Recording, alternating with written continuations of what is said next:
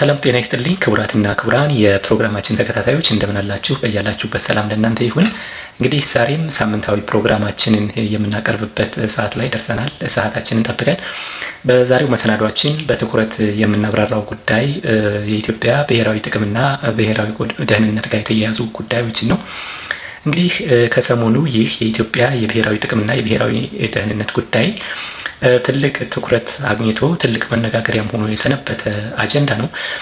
በተለይም ጃዋር መሐመድ ሲያነሳቸው የሰነበቱ አንዳንድ የብሔራዊ ጥቅም ጉዳዮች ጋር ተያይዞ አቶ ጌታቸው ረዳ ምላሽ የሰጠበትና ከዚህ ጋር ተያይዞ የተለያዩ ጽሁፎች፣ የተለያዩ ክርክሮች የተስተናገዱበት ሳምንት ነበረ።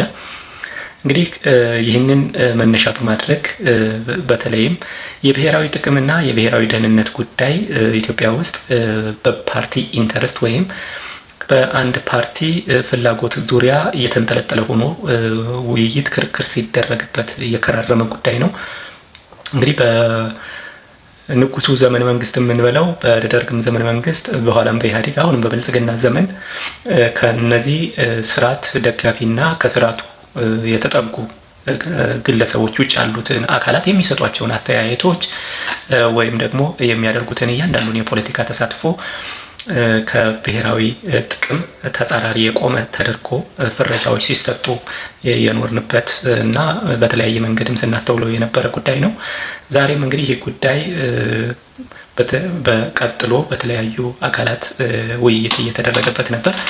እንግዲህ በዛሬው ውይይታችን በተለይም ኢትዮጵያ ለተባበሩት አረብ ኤሚሬቶች የስልጠና ቦታ በተለይም በሱዳን ፈጥኖ ደራሽ ኃይል የሚሆን ቦታ ሰጥታለች የሚለውን ጃዋር በተደጋጋሚ ከዚህ ጋር የተያያዘ ጽሁፍ ማንሳቱን ተያይዞ አቶ ጌታቸው ረዳ ደግሞ የኢትዮጵያን ብሔራዊ ጥቅም በሚጻረር መልኩ ቁመሃል የሚል ትችት የሰነዘረበትና የተለያዩ አካላት ደግሞ የኢትዮጵያ ብሔራዊ ጥቅም አሁን ትልቁ ናሽናል ኢንተረስታችን ሰላም ነው የሚል በተለይም እነ ያስጴድ ተስፋዬ ይህንን አንስተው ሀሳብ የሰጡበት ትልቅ ትኩረት የተደረገበት ጉዳይ ነው። ስለዚህ ይህንን ጉዳይ እንግዲህ አንስቶ ማብራራት መተንተን የሚያስፈልግ ጉዳይ ነው። በእርግጥ የኢትዮጵያ ብሔራዊ ጥቅም ምንድን ነው? እነዚህ የብሔራዊ ጥቅም ጉዳዮች፣ የብሔራዊ ደህንነት ጉዳዮች ከአንድ ፓርቲ ኢንተረስት ጋር አላይን ተደርገው ብቻ ነው ወይ ዲፋይን መደረግ ያለባቸው የሚለውን አንስቶ ማብራራት ያስፈልጋል። እንዲሁም የኢትዮጵያ የብሔራዊ ጥቅም ጉዳይ፣ የብሔራዊ ደህንነት ጉዳይ በሰሞኑ ለምን ትልቅ የመወያያ አጀንዳ ሆነ የሚለውንም አንስቶ ማብራሪያ መስጠት ያስፈልጋል። እንግዲህ ብዙ ጊዜ ኢትዮጵያ ውስጥ የብሔራዊ ጥቅምን የብሔራዊ ደህንነትን ጉዳይ ትርጉም የሚሰጡት በተለይም የገዥ መንግስታት ከራሳቸው ከፓርቲ ጥቅም አንጻር ዲፋይን ሲያደርጉት እናስተውላለን። ከዚህ ተቃራኒ የቆሙ ከዚህ የተለየ አስተሳሰብ ያራመዱትን አጌንስት ወይም የሀገሪቱን ብሔራዊ ጥቅም የሀገሪቱን ብሔራዊ ደህንነት አደጋ ላይ እንደጣሉ አድርጎ የመቁጠር ነገር አለ። ነገር ግን ጠቅለል ተደርጎ ሲታይ የአንድ ሀገር ብሔራዊ ደህንነት ብሔራዊ ጥቅም በተለይም የኢትዮጵያን ስናይ እነዚህ ብሔራዊ ደህንነት የምንለው ጉዳይ ጠንካራ መከላከያ ሰራዊት ወይም የደህንነት ተቋም ከመገንባት ባሻገር የሀገሪቱን የግዛት አንድነት የማረጋገጥ ጉዳይ የኢትዮጵያ የብሔራዊ ደህንነት ተደርጎ የሚወሰድ ነው። ብሔራዊ ጥቅም ሲባል የኢትዮጵያን ዘላቂ አገርነት ሊያረጋግጡ የሚችሉ ጉዳዮችን ማሟላትን ያጠቃልላል። ይህ ሲባል የሀገሪቱን መበታተን ሊታደግ የሚችል በሀገሪቱ ሕዝቦች መካከል ያለውን የእርስ በርስ ግንኙነት ማጠናከር አንዱ የብሔራዊ ጥቅም ጉዳይ ነው። ሌላኛው ጠንካራ ኢኮኖሚ መገንባት የአንድ ሀገር ብሔራዊ ጥቅም ነው። ሶስተኛው የኢትዮጵያ ብሔራዊ ጥቅም ተደርጎ የሚወሰደው ፖለቲካዊ ሉዓላዊነት ስንል የውስጥንም የውጭንም ሉዓላዊነት የማጠናከር ጉዳይ ማለት ነው። የውስጥ ሉዓላዊነት ሲባል በነጻነት ውሳኔዎችን የፖለቲካ ውሳኔዎችን መወሰን የሚያስችል የህዝቦችን የስልጣን ባለቤትነት ማረጋገጥ የሚያስችል ስርዓት መዘርጋት ነው። የውጭ ሉዓላዊነት ሲባል ከድንበርና ከውጭ ወራሪ ኃይል ራስን የመታደግ ራስን የመከላከል ጉዳይ አንድ ብሔራዊ ጥቅም ተደርጎ ይወሰዳል። ስለዚህ የሀገርን ሉዓላዊነት በዘላቂነት ሊያስጠብቁ የሚችሉ ጉዳዮች ላይ የኢኮኖሚ የተሻለ ኢኮኖሚ መገንባትን፣ የህዝቦችን አንድነት ማጠናከርን፣ የሀገር ውስጥ ሰላም መፍጠርን፣ የህዝቦችን የሀገሪቱን ተጋላጭነት መቀነስ፣ እነዚህ የብሔራዊ ጥቅም ተብለው የሚያዙ ጉዳዮች ናቸው። ስለዚህ እነዚህን የጠቀስኳቸውን ጉዳዮች በቀጥታም ሆነ በተዘዋዋሪ አደጋ ላይ የሚጥል አካል ካለ ይህ ኃይል ከአጌንስት የሀገሪቱ የብሔራዊ ጥቅም ተጻራሪ ኃይል ተደርጎ ይወሰዳል። ታዲያ ይህ ኃይል ማን ነው ሲባል መንግስት ሊሆን ይችላል፣ ከመንግስት ውጭ ያለ ሊሆን ይችላል። ነገር ግን ኢትዮጵያ ውስጥ ብዙ ጊዜ ስናየው የብሔራዊ ጥቅምን አደጋ ላይ እንደጣለ ተደርጎ ብዙ ጊዜ የሚፈረጀው ከመንግስት ስርዓት ውጭ ያለውን ኃይል ነው። መንግስት ሆኖ ወይም መንግስታዊ ስርዓት ውስጥ ሆኖ የሀገሪትን ቀጣይነት የሀገሪትን በህዝቦች መካከል ያለውን የእርስ በርስ መተማመን የእርስ በርስ ግንኙነት የሚያሻክር የሚያላላ ኃይል ካለ መንግስት ስርዓት ውስጥ ይሁን ከመንግስትም ውጭ ይሁን ከኢትዮጵያ ብሔራዊ ጥቅም በተጻራሪ እንደቆመ ይቆጠራል። የሀገሪትን ኢኮኖሚ የተረጋጋ ኢኮኖሚ የማይገነባ የሀገሪቱን ዘላቂነት የሀገሪቱን የኢኮኖሚ ጥገኝነት መቀነስ የማይችል ከሆነ መንግስት ውስጥም ይሁን ከመንግስት ውጭ ያለ ኃይል ከኢትዮጵያ ብሔራዊ ጥቅም ተጻራሪ እንደቆመ ተደርጎ ይወሰዳል። የፖለቲካ ሉዓላዊነቱ ማረጋገጥ ያልቻለ በውጭ ኃይል ተጽዕኖ መምራት የሚችል ወይም የውጭን ኃይል ፍላጎት ለማስከበር የሚሰራ ኃይል ካለ መንግስት ውስጥም ይሁን ከመንግስት ስርዓት ውጭ ያለ ኃይል የኢትዮጵያ ብሔራዊ ጥቅም ተጻራሪ ተደርጎ ይወሰዳል። ስለዚህ ብዙ ጊዜ ኢትዮጵያ ውስጥ ክርክር እያስነሳ ያለው ጉዳይ መንግስታዊ ስርዓት ይዞ የመገናኛ ቻናሉንም የሚዲያ ቻናሉንም ወይም ሪሶርሱን በከፍተኛ ደረጃ ከተቆጣጠረ ከዛ ውጭ ያለውን አካል የብሔራዊ ጥቅም ተጻራሪ የብሔራዊ ደህንነት አደጋ አድርጎ የመፈረጅ ነገር ይስተዋላል። ነገር ግን ጠቅለል ተደርጎ ሲታይ ብሔራዊ ጥቅም ከነዚህ ከጠቀስኳቸው የኢኮኖሚ ነጻነትን የማረጋገጥ የፖለቲካ ሉዓላዊነትን የማስከበር በነጻነት የመወሰን የመምራት የማስተዳደር ጉዳዮችን የሚጨምር በህዝቦች መካከል የእርስ በርስ መተሳሰር የእርስ በርስ ትብብር የሚያጠናክርና እነዚህ ህዝቦች ለአንድ ዓላማ ተንቀሳቅሰው የሀገራቸውን ኢኮኖሚ ማረጋገጥ እንዲችሉ የውጭ ወራሪ ኃይልም ከመጣ ያንን መከላከል እንዲችሉ ጠንካራ የህዝብ አንድነት ጠንካራ የህዝብ ትብብር መፍጠር የብሔራዊ ጥቅም ተደርጎ ይወሰዳል። ስለዚህ ውይይቱ የብሔራዊ ጥቅምን አጀንዳ ማን ይቀርጸዋል? የብሔራዊ ጥቅም በማን ይብራራል? የብሔራዊ ጥቅም ተጻራሪ ነው ብለን የምንለው ማን ሲያደርገው ነው የሚለውን መለየት ያስፈልጋል። ማን የሚያደርገው ማን? እነዚህን የጠቀስኳቸውን ጉዳዮች ከነሱ በተጻራሪ ከቆመ የኢትዮጵያ ብሔራዊ ጥቅምን አደጋ ላይ እንደጣለ ይቆጠራል። ስለዚህ የብሔራዊ ጥቅም የሚለው ጉዳይ ይሄ ነው። ስለዚህ ከሲስተሙ ውጭ ከመንግስት ስርዓቱ ውጭ ስለሆነ ወይም ከመንግስት ስርዓቱ ውስጥ ስለሆነ የብሔራዊ ጥቅምን እንዳስከበረ ወይም እንደተቃወመ አድርገን ልንወስደው አይገባም። ይህ ጉዳይ ጥልቅ የሆነ ግንዛቤ ያለመፈጠሩ በኢትዮጵያ ውስጥ አንድ ትልቅ የብሔራዊ መግባባት መሰናክል ሆኖ የቀጠለበትም አግባብ አለ። ምክንያቱም ብዙ ጊዜ ፍረጃዎች አሉ። አንዱን ኃይል የብሔራዊ ጥቅም ዘር ሌላኛውን ተጻራሪ የማድረግ ይህ ደግሞ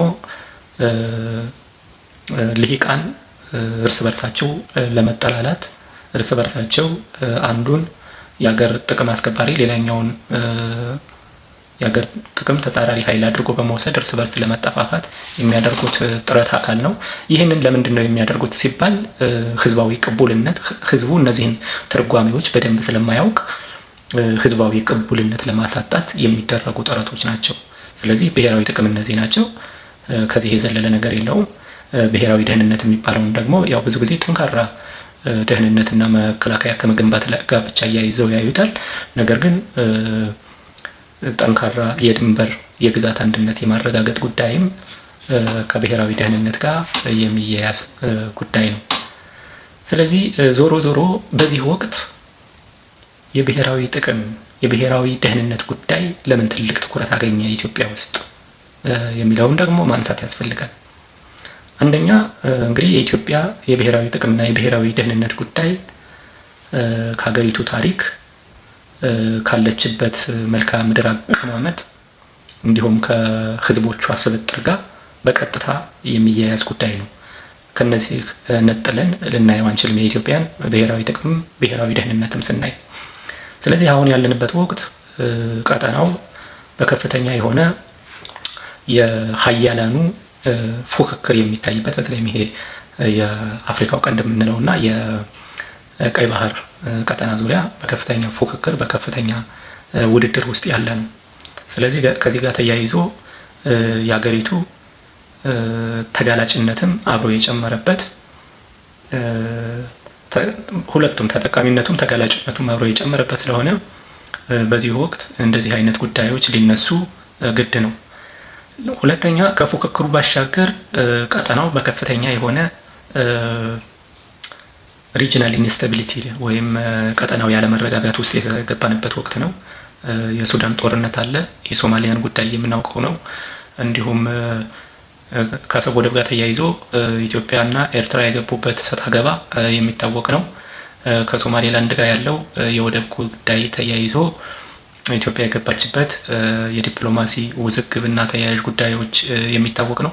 ስለዚህ ሪጂናል ኢንስታቢሊቲ ወይም አለመረጋጋት ካለ እንደዚህ የብሔራዊ ጥቅምና ደህንነት ጉዳዮች ከፍተኛ አጀንዳ ሆነው ውይይት ክርክር የሚደረጉባቸው ወቅት ነው። ስለዚህ ምንም የተለየ ነገር ኖሮ ሳይሆን እነዚህ ያነሳባቸው ጉዳዮች አስገዳጅ ስለሆኑ በኢትዮጵያ ብሔራዊ ጥቅምና ብሔራዊ ደህንነት ጉዳይ ላይ ክርክሮችን ማድረግ ውዝግቦች መነሳታቸው የተለመደ የሚጠበቅም ጉዳይ ነው። ስለዚህ እነዚህን የብሔራዊ ጥቅም የብሔራዊ ደህንነት ጉዳዮች እንዴት ማስከበር ይቻላል? እንዴት የጋራ ማድረግ ይቻላል? በእነዚህ ጉዳዮች ላይ እንዴት ብሔራዊ መግባባት መፍጠር ይቻላል የሚለውን ማንሳት ያስፈልጋል። እንግዲህ ኢትዮጵያ ውስጥ ትልቁ ችግር ብሔራዊ መግባባት ይፈጠር፣ ከፍረጃ ነፃ እንሁን፣ ራሳችንን ወደሚያሰባስቡን አጀንዳዎች እናምጣ የሚባሉ የተለያዩ በሀሳብ ደረጃ በተግባርም ደረጃ እንቅስቃሴዎች ቢኖሩም እነዚህ ስር እንዲሰዱ በማድረግ ረገድ አሁንም ድክመት አለ። ስለዚህ አሁንም ቢሆን ኢትዮጵያ ውስጥ የብሔራዊ ጥቅምን ለማስከበር ከሌ ይሄን መረጃ ወጣ ከሌ ይሄን ሀሳብ ሰጠ የሚለው ላይ ማተኮር ሳይሆን የብሔራዊ ጥቅም መሰረታዊያን የሆኑ ነገሮችን በተግባር የማረጋገጥ ጉዳይ ነው የኢትዮጵያን ብሔራዊ ጥቅም ሊያረጋግጠው የሚችለው። አንደኛ በህዝቦች መካከል ያለውን የእርስ በርስ መተማመንና መግባባት መፍጠር ነው። ሁለተኛ አገር ውስጥ ያሉ የእርስ በርስ ግጭቶችን መፍታትና እርቅ በማድረግ አገር ውስጥ ያለውን የእርስ በርስ ግጭት ማቆም ሁለተኛው የኢትዮጵያን ብሔራዊ ጥቅም የሚያረጋግጥ ጉዳይ ነው። ሶስተኛ የኢትዮጵያን ኢኮኖሚ ወደ ተረጋጋ መንገድ ማምጣትና ህዝቦች በኢኮኖሚ ቀውስ ምክንያት ከደረሰባቸው ፈተና ከሚደርስባቸው ስደት ለመታደግ ተግባራዊ እርምጃ መውሰድ፣ ኢኮኖሚውን ማሻሻል፣ ዘላቂ ብልጽግና መገንባት፣ ዘላቂ ሰላም ማረጋገጥ። አራተኛ የሀገሪቱን የግዛት አንድነት ማረጋገጥ ጉዳይ ትኩረት የሚሰጠው ጉዳይ ነው። ይህን ሲረጋገጥ የኢትዮጵያ ብሔራዊ ጥቅም ይከበራል። አምስተኛ የሀገሪቱን የፖለቲካ ሉዓላዊነት ማረጋገጥ ነው። ከየትኛውም ኃይል ተጽዕኖ ነፃ የሆነ የፖለቲካ ውሳኔ መወሰን የሚያስችል አመራር መስጠት፣ አደረጃጀት መፍጠር፣ ተቋማትን መገንባት፣ ይህ የኢትዮጵያን ብሔራዊ ጥቅም የሚያረጋግጥ ጉዳይ ነው። አንድ ግለሰብ የሆነ መረጃ ስላወጣ የሆነ ሀሳብ ስለሰጠ የኢትዮጵያ ብሔራዊ ጥቅም የሚናጋበት ነገር የለም። ተግባራዊ እርምጃዎች ግን የኢትዮጵያን ብሔራዊ ጥቅም ያናጋሉ። ስለዚህ እነዚህን ትኩረት ማድረግ ነው። ሌላው የሀገሪቱን ብሔራዊ ደህንነት ለማጠናከር ጠንካራ ሰራዊት፣ ጠንካራ የደህንነት እና የጸጥታ መዋቅር ከመገንባት ባሻገር ጠንካራ የሆነ ዳር ድንበር ስርዓትን መፍጠር መገንባት የኢትዮጵያን ብሔራዊ ጥቅም ያስከብራል። ስለዚህ እነዚህ ጉዳዮች ትኩረት የሚሹ ጉዳዮች ናቸው። እነዚህን ጉዳዮች ከሀገሪቱ ታሪክ፣ ከሀገሪቱ የመልክዓ ምድር አቀማመጥ ከሀገሪቱ የህዝቦች ስብጥር ጋር በተጣጣመ መልኩ መምራትና መግራት ያስፈልጋል። የሀገሪቱን መልክዓ ምድር አቀማመጥ ያላገናዘበ፣ የህዝቦችን ስብጥር ያላገናዘበ፣ በሀገሪቱ ታሪክ ላይ ያልተመሰረተ የብሔራዊ ጥቅም አቅጣጫና የአጀንዳ ትርጓሜ ሀገሪትን ችግር ውስጥ ይከታታል እንጂ የሀገሪትን ብሔራዊ ጥቅም ሊያስከብር አይችልም። ስለዚህ ዞሮ ዞሮ እነዚህ ጉዳዮች ሰፋ ብለው ተብራርተው ተቋማዊ ቅርጽ ኑሯቸው ከእርስ በርስ መፈራረጅ ነፃ ሆኖ የሀገሪትን ብሔራዊ ጥቅም የማረጋገጥ ጉዳይ የህዝቦችን የእርስ በርስ ብሔራዊ መግባባት የመፍጠር ጉዳይ የኢትዮጵያን ብሔራዊ ጥቅም የሚያስጠብቅ የግዛት አንድነቷን የሚያረጋግጥ ብሔራዊ ደህንነቷን በተሟላ ደረጃ የሚያስከብር ነው። ስለዚህ እንግዲህ የዛሬው የኢትዮጵያን ብሪፍ ሀሳባችን በዚህ የኢትዮጵያ ብሔራዊ ጥቅምና ደህንነት ላይ እያተኮረ ነበር። እንግዲህ በዚህ ጉዳይ ላይ አሁንም ውይይቶች፣ ክርክሮች፣ ንግግሮች፣ ጥናቶች ያስፈልጋሉ። እኛ እንደ ኢትዮጵያን ብሪፍ ከየትኛውም ወገን ገለልተኛ ሆነን ሀሳቦችን ለማንጸባረቅ ብሔራዊ ጥቅም ምንድነው? ብሔራዊ ደህንነት ምንድነው? ኢትዮጵያ ውስጥ የብሔራዊ ጥቅምና ብሔራዊ ደህንነት ጉዳይ በአሁኑ ወቅት ለምን የመከራከሪያ የመነጋገሪያ አጀንዳ ሆነ? ብሔራዊ ጥቅም አደጋ ላይ ወደቀ የሚባለው ማን ሲፈጽመው ነው? ከመንግስት ስርዓት ውጭ ያለው ወይስ መንግስት ስርዓት ውስጥ ያለው? የብሔራዊ ደህንነት ወይም የብሔራዊ ጥቅም ለማስከበር ምን መደረግ አለባቸው የሚሉትን ጉዳዮች አንስተን 1 2 3 ብለን ለማብራራት ሞክረናል። በቀጣይም በዚህ ጉዳይ ላይ ጥልቅ ትንታኔዎችን፣ ጥልቅ ማብራሪያዎችን የምናቀርብ ነው የሚሆነው። ስለዚህ ፕሮግራማችንን ስለተከታተላችሁ እናመሰግናለን። ዛሬም እንደ ሁልጊዜው ቻናላችንን ከወደዳችሁት ላይክ፣ ሰብስክራይብ አድርጉ። ኢትዮጵያን ብሪፍ ከየትኛውም ፖለቲካ ከየትኛውም ቡድን ወገንተኝነት ነፃ ሆኖ በሀሳቦች ዙሪያ የሚወያይ ብሪፎችን የሚያቀርብ ማብራሪያዎችን የሚሰጥ ነፃና ገለልተኛ የፕሮፌሽናል ብሪፊንግ ቻናል ነው። ስለዚህ ከልብ አመሰግናለሁ። እስከ ቀጣዩ የኢትዮጵያ ብሪፍ ድረስ ሰላም ለእናንተ ይሁን። እንግዲህ በኢትዮጵያን ብሪፍ ዜናዎችን አንደግም፣ ነገር ግን ከዜናዎች ባሻገር ያሉ ሁነቶችን እያነሳን እናብራራለን፣ እንተነተናለን፣ አቅጣጫዎችን እንሰጣለን።